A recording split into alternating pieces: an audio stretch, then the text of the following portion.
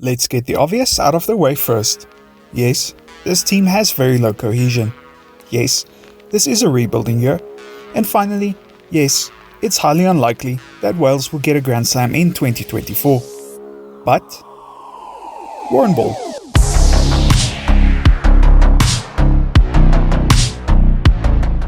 Despite these massive challenges that lay before this Welsh team this year, there are still reasons to be excited for the future.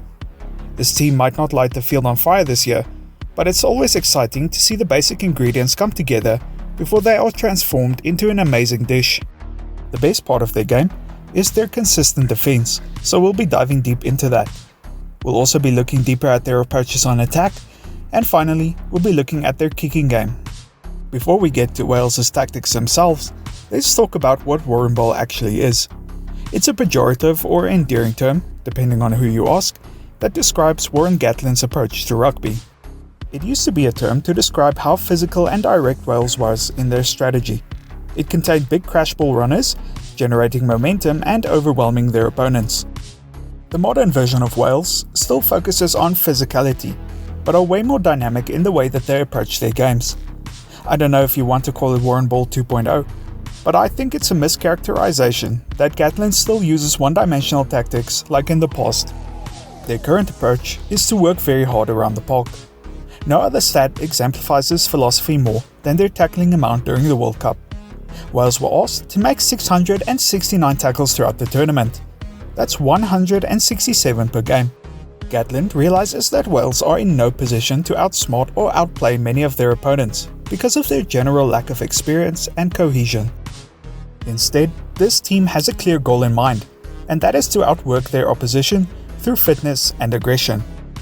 While this is quite a romantic idea, there's only so much that the human body can do. So, let's look at what the strengths and weaknesses of this team are and how they might fare in this year's Six Nations campaign. We'll start with their attack. There are two main systems that Wales rely on to get the attacking advantage. The first is their approach in general play, which sees them try to keep the game tight and more physical in nature. The second is their approach to strike moves, where they have a focus on the middle of the field. I believe they are keeping it so tight to try and tire out their opponents over time. Because it's so physical, it means that they just don't make as much ground per phase as most other teams. A common trend throughout Wales's World Cup was that their post-contact meters were much lower than their opponents. I mean, look at that Fiji stat. Fiji had nearly 2.5 times more post-contact meters than Wales did. So how do Wales score tries then? Mainly through set plays. They have phenomenal strike moves that they use to initiate momentum or to break the line. There were many instances during the World Cup where Wales managed to score tries directly from set piece, specifically the line-out. Another thing that might be worth mentioning is that they aren't afraid to counter-attack from deep. They are always scanning their opposition's defensive line and chases to see if there might be an opportunity to counter. Probably, the best part of Wales's game is their defense. Their defensive philosophy is to make the contact as unclean as possible. Their primary approach is to work really hard in the tackle to prevent clean ball for the opposition. They prefer to keep defenders on their feet, choosing not to compete as much at the breakdown. They like to make more double tackles to try and hold up the ball. As with any approach, this has positives and negatives. The positives are that it's very difficult for the opposition to properly utilize their attacking structures. Wales's physical intensity will prevent teams from getting clean ball, and by extension, clean attacking lines. Because they compete less at the breakdown, it means that they can commit more defenders in these contact situations. The negatives are that the ball gets recycled more often than not. While these aren't the cleanest or fastest of balls, there are still extra opportunities for the opposition to attack. It's the main reason why Wales had to make so many tackles during the World Cup. Because Wales focuses on physicality so much, you can clearly see some patterns in their approach to kicking. Wales prefer to kick down the middle of the field more than the outside.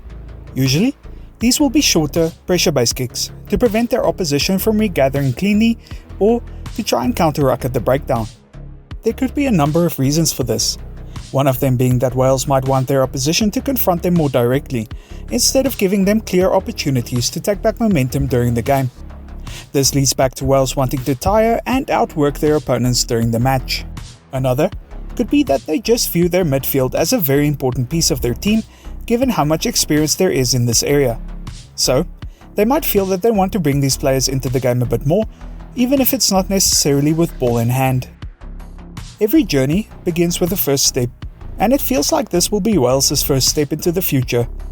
It might be a bit rough for the first few, but in the end, as they learn and gain more experience, they'll start to look more and more like a Grand Slam team.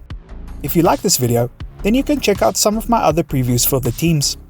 And if you'd like to see more tactical analyses going forward, then please consider liking and subscribing. See you next time.